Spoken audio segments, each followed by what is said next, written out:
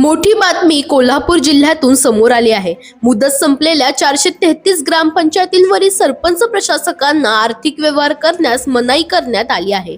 हा निर्णय मुंबई उच्च न्यायालयाच्या कोल्हापूर सर्किट बेंचने दिला आहे।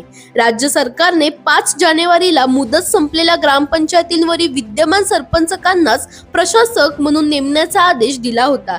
तसेच त्यांना आर्थिक व्यवहाराचे अधिकारही देण्यात आले होते। मात्र न्यायालयाने या अधिकारांवर निर्बंध आणल्यामुळे वीज बिल, पाणी बिल, कर्मचाऱ्यांचे पगार आणि इतर दैनंदिन खर्चावर परिणाम होण्याची शक्यता आहे। याशिवाय 31 मार्च पर्यंत खर्च करायचा असलेला 15व्या वित्त आयोगाचा निधी आणि विविध योजनांचे पैसे खर्च करणे ही मोठे आव्हान ठरणार आहे। यामुळे कोल्हापूर जिल्ह्यातील अनेक ग्रामपंचायतींचे आर्थिक नियोजन कोलमडण्याची शक्यता व्यक्त केली जाते। दरम्यान तुम्हाला अशाच अपडेट्स हव्या असतील तर इंडिया लीडरला फॉलो करायला विसरू नका।